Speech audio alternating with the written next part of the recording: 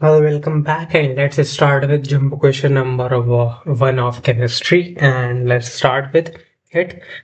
So it says कि the Omega Protocol integrated chemical plant. अच्छा scenario क्या given? You are the chief chemical engineer at Omega Industries. Your plant consists of four interconnected units: the extraction unit, the gas synthesis unit, the analysis lab, and the organic wing. You must solve the chemical data in each unit to keep the plant running. Okay. Unit one extraction unit periodic table bonding metallurgy electrolysis इन सबसे okay ठीक है चलो है ना the plant processes an ore containing element X data क्या given है element X belongs to period 3 and group 13 of the modern periodic table और क्वेश्चन वन में पहले कहता है आइडेंटिफाई एलिमेंट एक्स क्या है देखो एलिमेंट एक्स क्या बोल रहा है ग्रुप क्या है सॉरी पीरियड क्या है 3 पीरियड 3 एंड ग्रुप 13 तो ये वो हो गया ना एन ए ये होता है हमारा ग्रुप 1 में ये होता है 2 में देन उसके बाद 13 ग्रुप में और ये होता है थर्ड पीरियड है ना तो एल्यूमिनियम की बात हो रही है सिंपली यानी कि हमारा जो एक्स वाला एलिमेंट है वो है एल्यूमिनियम सिंपली एक्स है क्या L aluminium element okay A L है ना और क्या बोला है फिर क्या बोला है draw the electron dot structure for the compound form between x and oxygen अच्छा अब एल क्या होता है एल की वैलेंसी होती है 3+ और ओ की वैलेंसी होती है 2- तो इनके बीच में प्रोडक्ट बनता है Al2O3 सिंपली तो अब बी क्या कहता है B draw the electron dot structure अच्छा यानी कि 3 एल होंगे और दो नहीं सॉरी 2 एल होंगे एल एंड एल ये एक ओ ओ है ना अब एल के पास कितने वैलेंस इलेक्ट्रॉन्स होते हैं 5 होते हैं ना नहीं उस नहीं 5 नहीं होते सॉरी 3 होते हैं हाँ सॉरी मैं भी क्या कह रहा हूँ इसके पास है 3 ना इसको क्रॉस से देखो इसको अगर क्रॉस से डिनोट करेंगे तो ओ वाले को डॉट से किसी और सिंबल से डिनोट करेंगे यानी कि इसको क्रॉस से डिनोट नहीं कर सकते सेम अगर मतलब सेम एलिमेंट को हम लोग जो है वो क्रॉस से डिनोट करेंगे कि क्रॉस में एलिमेंट्स या फिर डॉट से इसको डिनोट करते हो तो इसको क्रॉस से डिनोट करना इसके इलेक्ट्रॉन्स को सिंपली सेम मतलब हम सिंबल से दोनों को नहीं डिनोट कर सकते या फिर इसको एक्स और डॉट दोनों से डिनोट कर दिया नहीं ना भाई एल का एक्स से डिनोट कर दिया और ओ को हम डिनोट कर देते हैं ओ में 2- है ना 2 कम है तो कितने हैं 6 है इलेक्ट्रॉन 1 2 3 4 5 6 1 2 3 4 5 6 1 2 3 4 5 6 अब इलेक्ट्रॉन डॉट अब क्योंकि आयनिक बॉन्ड है मतलब इलेक्ट्रॉन्स का ट्रांसफर हो रहा है प्रॉपर यानी कि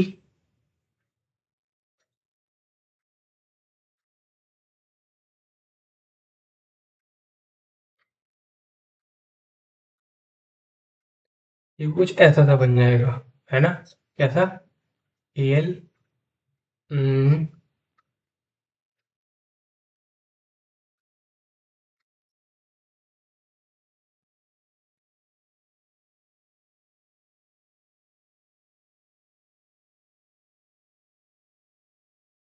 है ना एंड ये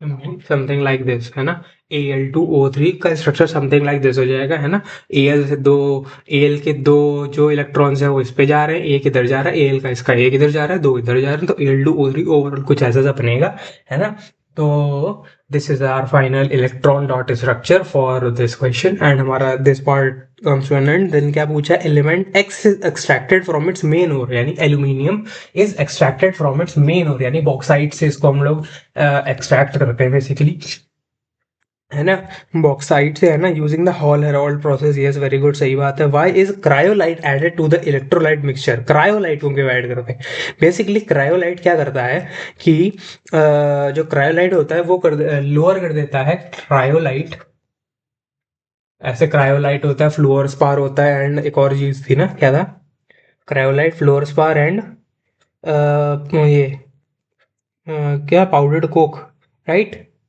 नहीं सॉरी, एल्यूमिना, एल्यूमिना 20%, क्रायोलाइट 60%, फ्लोरोस्पार 20%, है ना।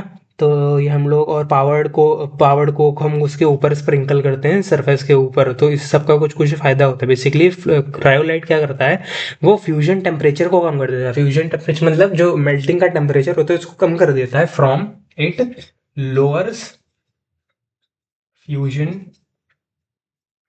टेम्परेचर फ्रॉम 2050 डिग्री सेल्सियस से 900 समथिंग, क्या था, 950 डिग्री सेल्सियस, है ना। 950 डिग्री सेल्सियस, यानी कि हम लोगों को अगर क्रायोलाइट नहीं होता तो हमको इतनी हीट देनी होती कि 2050 डिग्री सेल्सियस हमको टेम्परेचर अचीव करना पड़ता। बट अब हमें सिर्फ इतनी हीट देनी है कि 950 डिग्री सेल्सियस अचीव करना है। तो इन दोनों में काफ़ी बड़ा डिफरेंस है कि इसमें हीट बहुत ज़्यादा जाएगी, इसमें हीट कम जाएगी। तो हम लोगों को ये अचीव करने में कम मतलब एनर्जी का खर्च करना पड़ेगा, है ना। तो क्रायोलाइट का इधर ये, और क्रायोलाइट का एक और काम होता है, it enhances conductivity. Enhances conductivity यानी कि जो प्योर एल्यूमिना होता है ना, वो बहुत अच्छा कंडक्टर नहीं होता, कंडक्टिविटी उसमें बहुत अच्छी नहीं होती। तो क्रायोलाइट या फिर फ्लोरोस्पारो हम जब डालते हैं तो वो कंडक्टिविटी बढ़ा देते हैं सिंपली, है ना। तो ये उनका काम होता है क्रायोलाइट का, मेनली जो पूछा गया। फिर उसके बाद क्या पूछा गया, कैथोड पे कौन सी रिएक्शन होगी। आप देखो कैथोड पे कौन सी रिएक्शन होगी। कैथोड पे देखो एल्यूमिना है, एल है, तो एल कैथोड पर Al3+ जाएगा, प्लस इलेक्ट्रॉन माइनस कितने, 3, ये बन जाएगा क्या, एल। तो दिस इज आवर कैथोड पे रिएक्शन। कैथोड पे क्या हो जाएगा, वो हो जाएगा क्या, क्या हो जाएगा भाई, ये गेन ऑफ इलेक्ट्रॉन्स, राइट, है ना। कैथोड पे क्या होगा, गेन ऑफ इलेक्ट्रॉन्स, जो मतलब क्योंकि इसमें क्या होता है, जो पूरा वो प्रोसेस होता है उसमें हम लोग क्या क्या लेते हैं।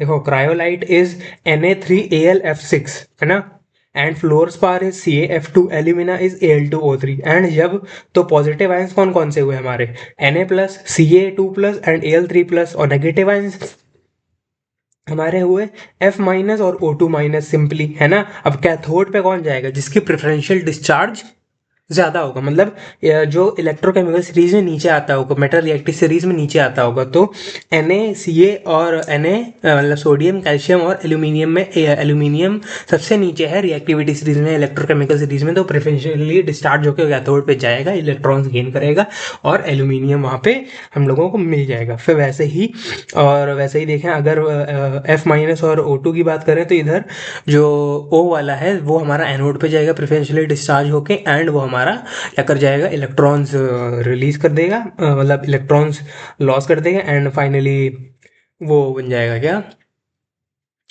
मतलब एटम्स एलिमेंट जो भी बनना होगा वो बन जाएगा, O2 बन जाएगा, मतलब O2 माइनस से, है ना, इलेक्ट्रॉन्स वगैरह हो करके रिमूव करके, ठीक है। देन उसके बाद जो भी होना होगा, सिंपली प्रेफरेंशियल डिस्चार्ज की वजह से Al3+ 3E- बन गया Al, है ना। Simply that is it. And इसकी इक्वेशन वगैरह बहुत, मतलब उसमें बुक वगैरह में गिवन है, तो ज़्यादा बहुत इसमें टेंशन नहीं है ना।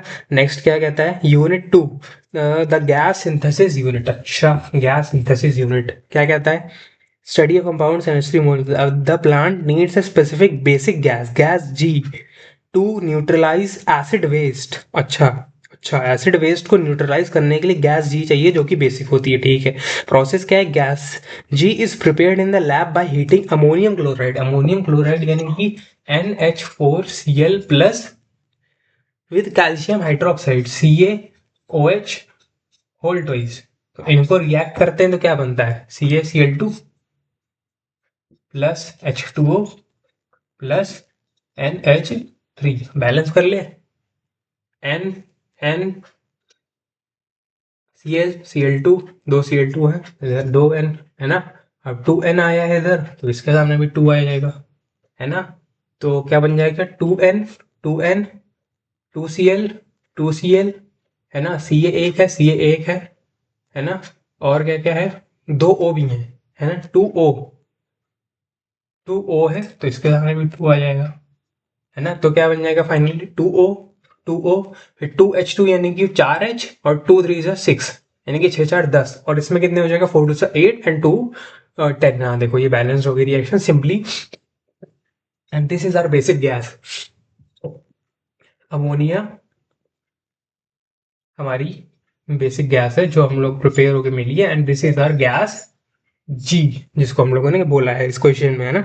Write the balance chemical equation for the laboratory preparation of gas G, simply हम लोगों ने कर लिया। अब क्या गिवन है, if the plant uses, okay, क्या क्या क्या, तो भाई जी अमोनिया बेसिक गैस है, क्या है आगे, if a plant uses 10.7 kg of ammonium chloride, अच्छा 10.7 kg of ammonium chloride for this batch, calculate the volume of gas G produced at STP, यानी कि इसकी वॉल्यूम पूछा है। सिंपल सी बात है, मोल कॉन्सेप्ट का। देखो मोल कॉन्सेप्ट क्या होता है, मोल क्या होता है, number of moles equals to क्या, गिवन मास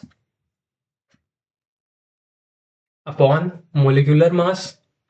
मोलिकुलर मास यानी कि जो मतलब एक मोलिक्यूल या फिर एक एटम का मास होगा, सिंपली उसको मोलिकुलर मास कहेंगे। इन केस दिख नहीं रहा हो देख लो ऐसे, ठीक है।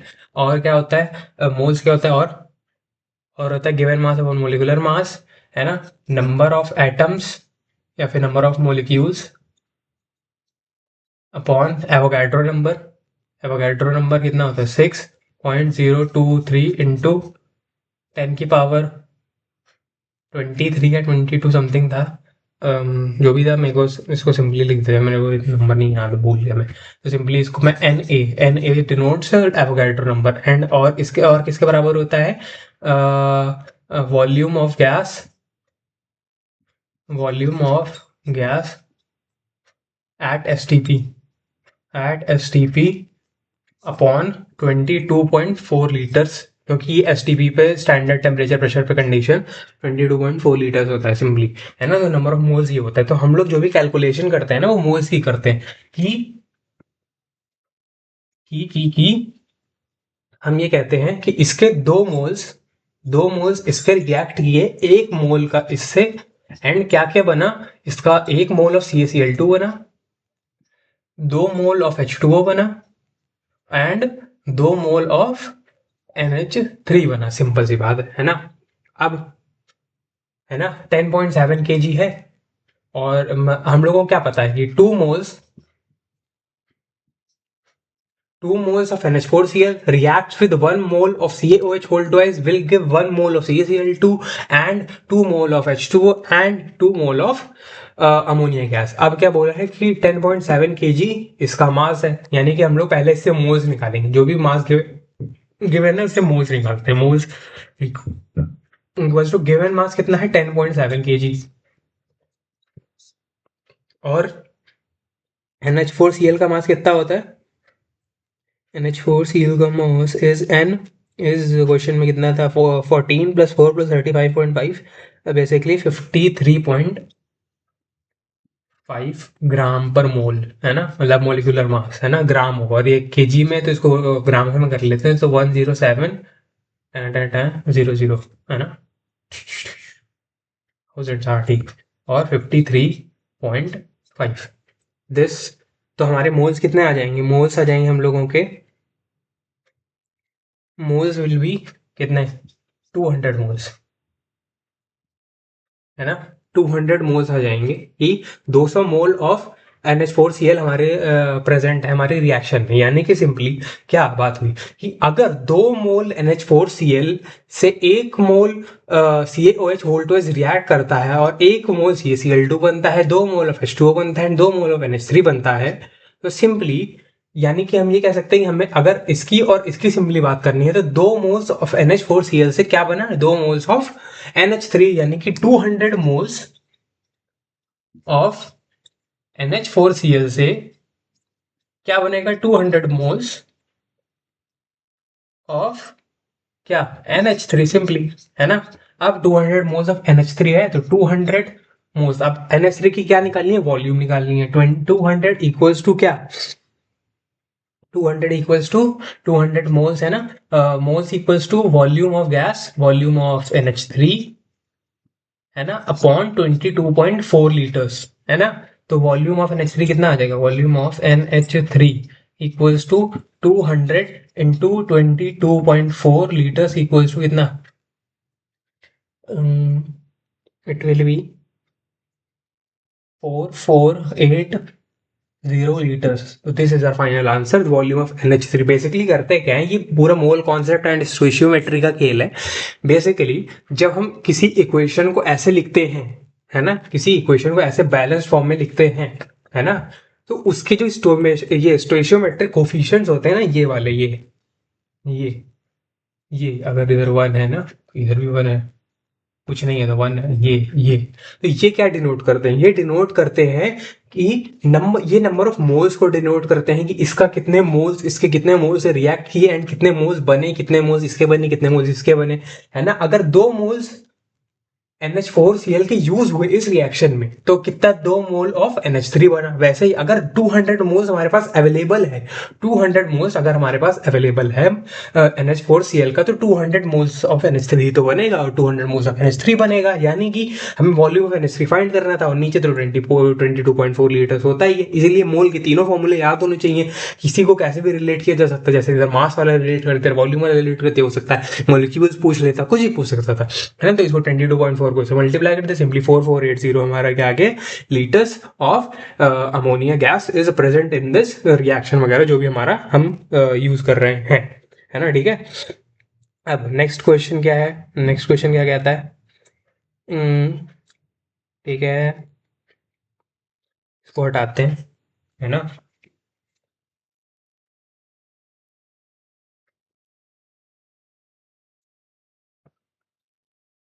है ना, क्या कहता है कि एनालिसिस ऑफ एसिड लैब, अच्छा, analysis and acid lab unit 3, है ना। इसमें क्या होता है, क्वेश्चन 5 क्या कहता है, the gas is pass through blue solution of copper sulphate first in small amount then in excess. Simply ये वो वाली रिएक्शंस वगैरह है ना। वो कौन सी, जो उसमें थी ना, क्या, बेसिक गैस को पहले, क्योंकि जब इसको बेसिक गैस को सॉल्यूशन में डाला गया, बेसिक गैस को किसके सॉल्यूशन में डाला गया है, blue solution of copper sulphate, तो वाटर भी प्रेजेंट होगा तो क्या बन जाएगा, NH3 प्लस 2 NH4OH बन जाएगा। सिंपली सी कॉपर 2 सल्फेट यानी CuSO4 प्लस NH4OH, क्योंकि सोल्यूशन में डाला है ना, तो इससे क्या बनेगा हमारा, इससे क्या बनता है भाई, इससे बनता है हमारा, हाँ ये CuOH होल ट्वाइस का पेल ब्लू, सॉरी यार क्या बोल रहा हूँ, pale blue precipitate, pale blue precipitate plus CuOH whole twice, है ना, एंड NH4SO4, है ना, NH4 whole twice SO4, and ये सोल्यूबल है, ये प्रेसिपिटेट की तरह बैठ जाएगा नीचे। अब हम क्या करेंगे, हम क्या करेंगे कि इस प्रेसिपिटेट यानी इस सॉल्यूशन को लेंगे एंड इसमें हम और NH4OH और डालेंगे, है ना। तो क्या बनेगा, सिंपली अब इसको लिया CuOH whole twice plus NH4 whole twice SO4 plus NH4OH डाला, तो क्या बनता है, बेसिकली हमारा बनता है ये क्या, टेट्रामीन होगा सल्फेट, है ना, CuNH3 4 SO4, तो ये tetra amine copper, tetra amine, अमीन इसको कहते हैं, टेट्रा यानी 4, टेट्रा अमीन कॉपर सल्फेट, ये हमारा बना, है ना। और क्या साथ में निकलता है, साथ में प्लस 4H2O, बैलेंसिंग देखो सही है ना, बैलेंसिंग 2H और OH इधर, है ना, सिंपल ये। तो this is our final equation, है ना। और ये किसी, ये इसका होता है deep blue colour, deep blue solution. तो इसमें क्योंकि एक्सेस में डालने को बोला था ना, ध्यान करो क्वेश्चन में क्या बोला था, क्वेश्चन में क्या बोला था, क्वेश्चन में बोला था कि the gas is pass through blue solution of copper sulphate, copper sulphate से गैस को पास किया गया सोल्यूशन से पास किया गया, तो NH3 प्लस H2 NH4OH बन गया। फिर उसके बाद पेल ब्लू PPT बनी, CuOH होल ट्वाइस की कॉपर हाइड्रोक्साइड की, and NH4 whole twice SO4 बना, यानी कि अमोनियम सल्फेट। देन उसके बाद इस सोल्यूशन को हमने लिया एंड उसमें और NH4OH एक्सेस में डाला, और डाला, तब क्या बना हमारे पास, deep blue solution of tetra amine copper sulphate and water. तो हमें फिलहाल ये इससे मतलब है क्या कि state the final observation colour and solubility, तो ये सॉल्युबल होगा, ये डीप ब्लू सॉल्यूशन बना, सॉल्यूशन है एंड ये सॉल्युबल होगा एंड इसका कलर इज डीप ब्लू, है ना। और क्या पूछा है, name the complex ion responsible for the change, ये है कॉम्प्लेक्स आयन, ये ये है कॉम्प्लेक्स आयन, है ना। अब ये इसका इस पे वैलेंसी कितनी होगी 2+, क्योंकि SO4 पे कितनी होती है 2-, तो इसको हम लोग कॉम्प्लेक्स आयन जो होगा वो हमारा ये है। कॉम्प्लेक्स आयन की बात करिए ना, कॉम्प्लेक्स आयन मतलब ये जो डब्बे में बंद करते हैं ना ऐसे स्क्वायर ब्रैकेट्स में, इसको CuNH3 4 2+, इसका नेम हो जाएगा tetra amine copper ion, copper 2 ion है, tetra amine copper 2 ion simply, है ना। दिस इज आवर आंसर, है ना। ओके, तो ये हमारा कॉम्प्लेक्स आयन भी हमने बता दिया। देन उसके बाद क्या पूछा गया है, देन उसके बाद पूछा गया है कि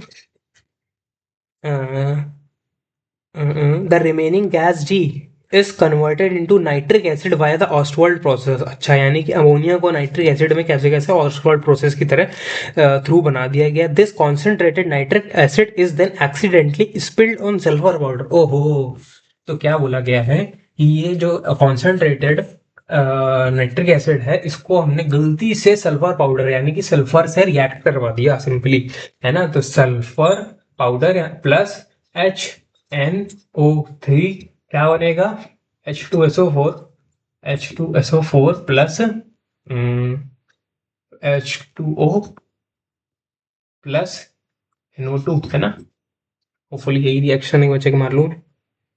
yes, this is correct reaction. तो अब इसको बैलेंस करना स्टार्ट करते हैं। बैलेंस करना वेरी इंपॉर्टेंट। अब क्या क्या बैलेंस करना है, इधर देखो, S1 है, S1 है, N1 है, N1 है, ठीक है, O3 है, और O इसमें कितने हैं 4 5 6 7, ओहो, और H इसमें है, इसमें 2 है, तो इसमें पहले 2 से मल्टीप्लाई करो। इसको पहले 2 से मल्टीप्लाई किया तो क्या है 2H, तो 2H यानी कि हाँ ये तो बैलेंस हो गया। 2N यानी कि इसके आगे भी 2N लगाना पड़ेगा, है ना। लगाओ जरा देखिए क्या होता है ना। तो 2H, H बैलेंस हो गया, 2N बैलेंस हो गया, 2 3 6, और ये 4, और 2 2 4 8 9, ये भी बैलेंस नहीं हुआ। तो अब क्या करते हैं इसमें, चलो काम करते हैं, इसको एक और इवन नंबर से 4 से मल्टीप्लाई किया, इसको अगर 4 से मल्टीप्लाई करेंगे तो इसको 2 से करना पड़ेगा एंड इसको भी 4 से करना पड़ेगा, है ना। तो क्या बन जाएगा 4H और 2H2 यानी कि 4H और 4N, और 4N कॉमन, 4 3 12, और ये क्या बन जाएगा 2 4 8 9, है ना। वही वही वही, सॉरी सॉरी, इसको 2 से ये तो है बराबर, है ना। वही वही 4H है ना, 4H है, तो H2 प्लस H2 4H, है ना। तो ये कितने हो गए 4 5 6 7 8 9, 9 अभी भी आ रहे हैं ना। तो पिछले वाले में थोड़ी थोड़ी सी गलती कर दी, इसका मतलब मैंने। एंड इधर कितने आ रहे हैं 12 आ रहे हैं। अब इसको एक काम करते हैं 6 से मल्टीप्लाई करके देखते हैं। 6 से मल्टीप्लाई अगर इसको करेंगे इवन नंबर से, है ना, तो इसमें भी 6 आएगा। फिर क्या करेंगे 6H, तो इधर H2 है। अब बाकी बचा कितना, इधर इसमें फिट कर दो, है ना। तो इसको क्योंकि हम इवन बना लेते हैं फिर, है ना। तो क्या बन जाएगा 6H, 2H2, और इधर 4H2, 6N 6N, 6 3 18, 6 3 18, और 6 2 12 प्लस 4 16, और 2 18 चाहिए, बराबर आ गया। ओह यस, ये है कॉन्सेंट्रेटेड, कॉन्सेंट्रेटेड भूलना नहीं, है ना। तो this is our final product, है ना। क्या हुआ इसमें, write the balanced equation for the reaction between concentrated nitric acid and sulphur. ये हमें लिखना था, लिख दिया। कौन बैलेंस करना मत भूला, मार्क्स कट जाएंगे वरना, ठीक है, याद रखना, ठीक है। एंड देन उसके बाद क्या बोल रहा है, unit 4 the organic wing, the organic chemistry, the final product line synthesises polymers, this requires a specific hydrocarbon feedstock. अच्छा, question 7, organic preparation, concentrated sulphuric acid produced in, इसमें ये जो कॉन्सेंट्रेटेड सल्फ्यूरिक एसिड बना है ना, इन नेबरिंग यूनिट उसमें unit 3 में, है ना, उसको हमने क्या किया, produce in neighbouring is heated with ethanol at 170 degree Celsius, यानी कि इथेनॉल, इथेनॉल इज C2H5OH, इसको हमने क्या किया कॉन्सेंट्रेटेड H2SO4 में, मतलब एज अ वो यूज किया क्या, कैटलिस्ट, है ना, और 170 डिग्री सेल्सियस पे। तो इसमें क्या बन जाएगा, ये बन जाएगा C2H4 प्लस H2O। बेसिकली ये डिहाइड्रेशन रिएक्शन है, ये डिहाइड्रेशन रिएक्शन है ना। पानी इस रिएक्शन से जुदा हो गया, अलग हो गया, मतलब जुदा हो गया मतलब वो हो गया, अलग हो गया, है ना। और ये हमारा इथीन बन जाएगा, है ना, ये इथीन एज अ प्रोडक्ट हमको मिला। फिर क्या बोलता है कि right the balance chemical equation, name the organic product form, organic product form is ethene and balance chemical balance already है ना।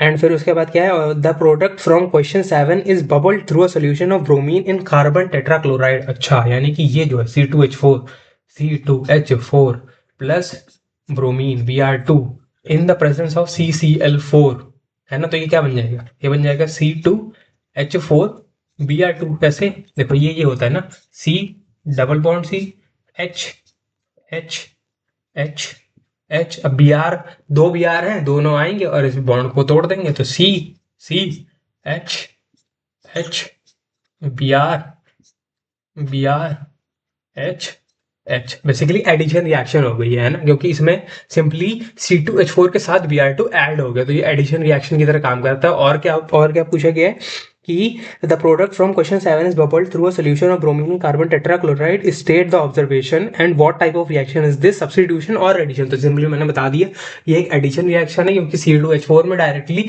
Br2 ऐड हो गया, आगे आके लग गया, मतलब सिंपली, है ना, कुछ सब्स्टिट्यूट कुछ नहीं हुआ। और उसके बाद क्या बोला है कि स्टेट द ऑब्जर्वेशन, ऑब्जर्वेशन ये होता है कि रेडिश ब्राउन, देखो Br2 और CCl4 का जो वो होता है क्या कलर, उसको वो रेडिश ब्राउन जैसा होता है, और तो वो जब हमारा इसी से रिएक्ट कर जाएगा ना, जब इथीन इसे रिएक्ट कर जाएगा तो वो ब्रोमीन इसे जुड़ गया, बचा केवल CCl4। तो ओवरऑल हम कह सकते हैं कि reddish brown colour of bromine decolourises या फिर टर्न्स कलरलेस, जो हमारा जो सोल्यूशन है वो कलरलेस हो जाएगा रेडिश ब्राउन से। हमारी ऑब्जर्वेशंस को भी याद रखना है, हमें दिखाई क्या दिया, आंखों के सामने दिखाई दिया कि ओहो रेडिश ब्राउन था वो, ये हो गया। मेरे आंखों के सामने रिएक्शन थोड़ी ना होते हुए दिखाई दी, कि आंखों के सामने हमें दिखेगा कि रेडिश ब्राउन था पहले और एकदम से कलरलेस हो गया, उसका कलर फेड हो गया। तो simply this is our jumbo question number 1 of chemistry, and इसी के साथ हम एंड करते हैं इसको।